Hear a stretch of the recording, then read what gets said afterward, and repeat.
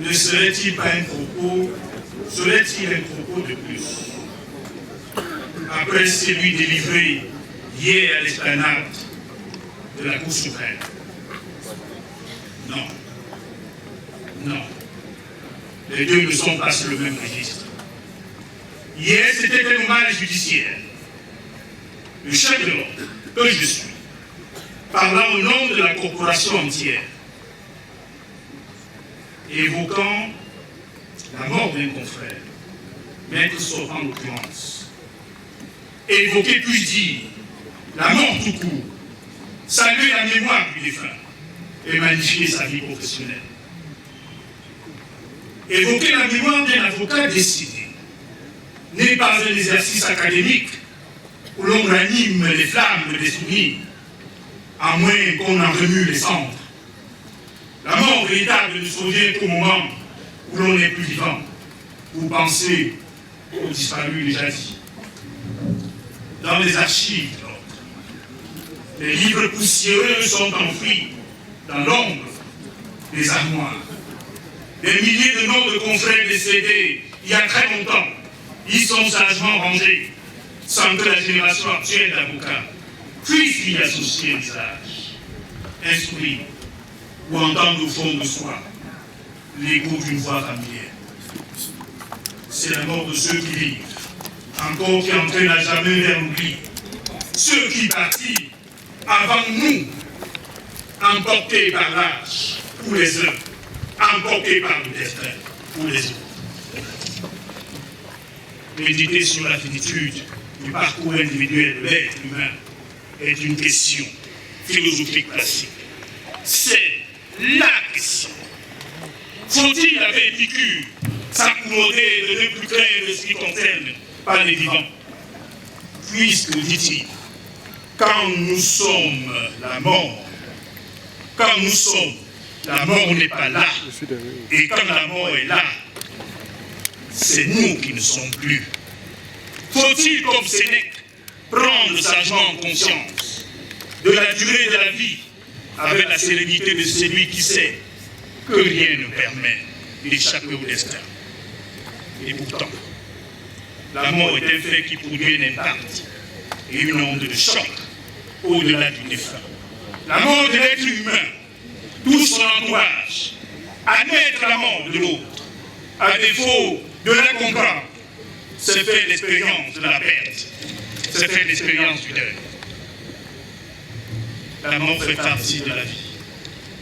Horace le chantait, et la science le confirme. Je cite, le programme génétique prescrit la mort de l'individu dès la fécondation de l'ovule.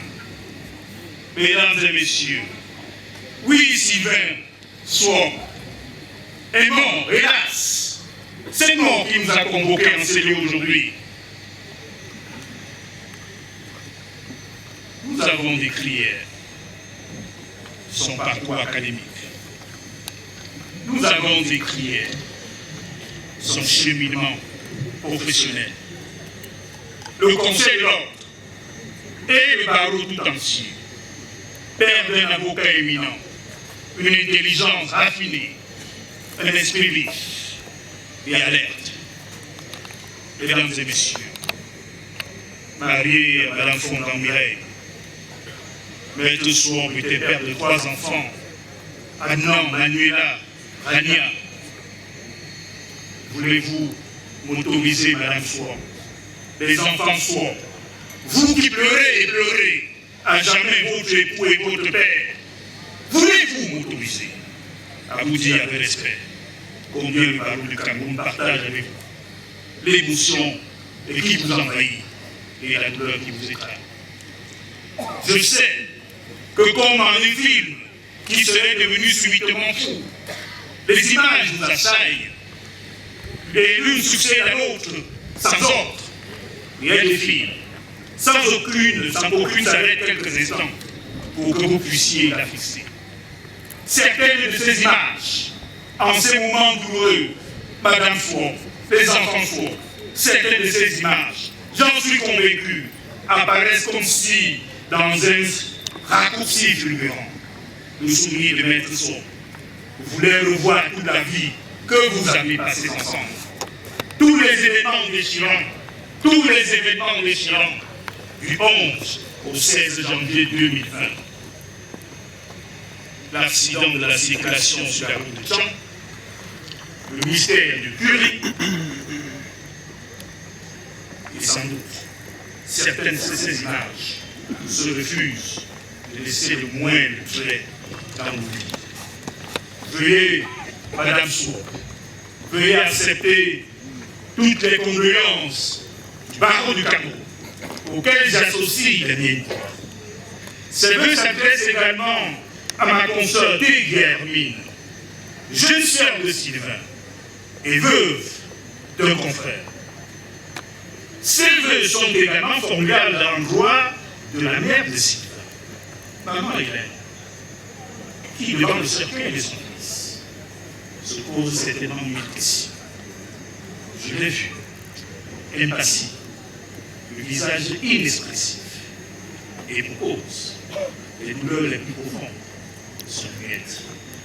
Il y a quelques mois seulement, elle perdait son gendre, qu'elle affectionnait comme un fils, Jacques Tegia, que la famille élargie de Maître Sour, ainsi que le peuple baham, veut bien aussi accepter la compassion du barreau de Cameroun, qui mesure la peine de perdre un être aussi cher, de voir s'en aller une élite aussi élevée.